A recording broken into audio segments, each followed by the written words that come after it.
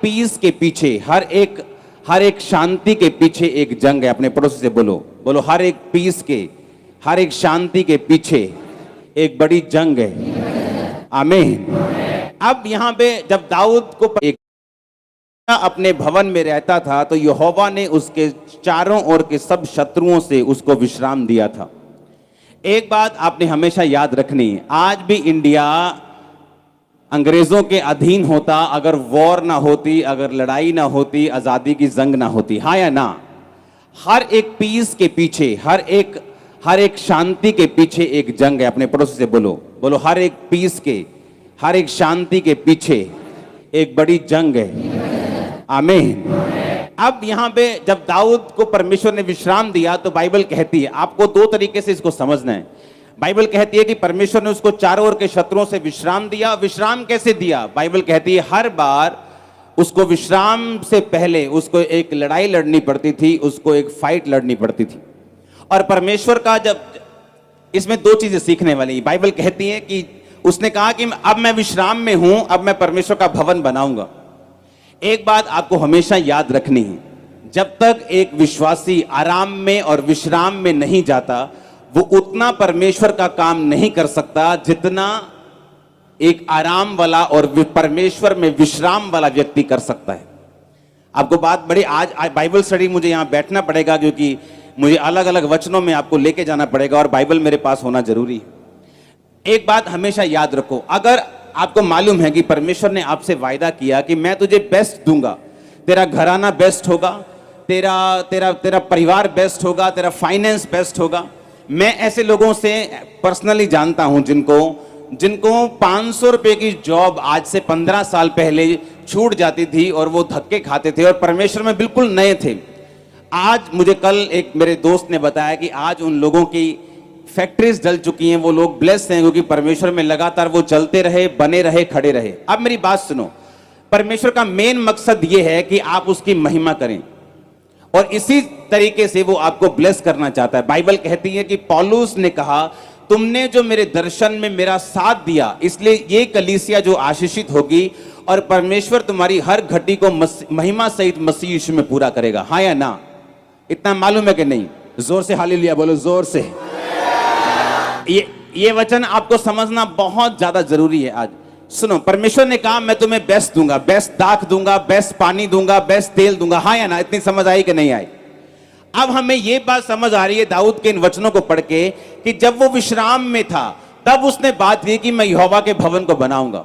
जब तक वो विश्राम में नहीं था तब तक उसको यहोवा का भवन बनाने की याद चित नहीं आई, क्योंकि वो अपनी ही फाइट्स में कि परमेश्वर मुझे क्या क्या देना चाहता है और परमेश्वर मुझे ये देश देना चाहता है, तब तक अपनी लड़ाइयों में वो बिजी था। उसे मालूम ही नहीं था कि परमेश्वर का भवन भी बनाना है। लेकिन बाइबल कहती जब वो विश्राम में था, जब वो पीस में था, जब वो विश्राम कर रहा था, जब परमेश्वर ने उसको चारों ओर के शत्रुओं से विश्राम दिया, तब उसने कहा कि अब मैं यहोवा के लिए एक भवन को बनाऊंगा। कितने मेरी बात को समझ रहे हैं? अब इसका मतलब यह है कि कौन परमेश्वर का काम कर सकता है?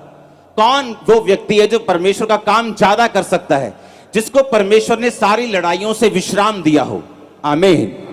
इसका मतलब विश्राम उसी को मिल सकता है जिसने लड़ाइयां लड़ी हों और अपनी लड़ाइयां जीती हों।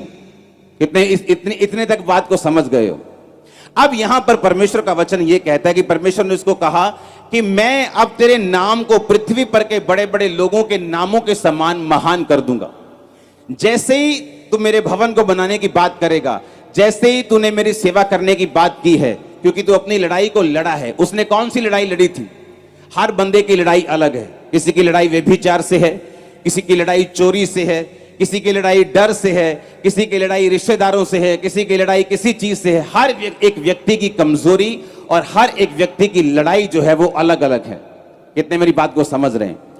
अब बाइबल कहती है उस लड़ाई को लड़ने के बाद और उसको जीतने के बाद ही आप परमेश्वर के काम को कर सकते हैं, क्योंकि परमेश्वर जब आपको विश्राम देता है तो परमेश्वर का काम हम अच्छी तरह से कर सकते हैं।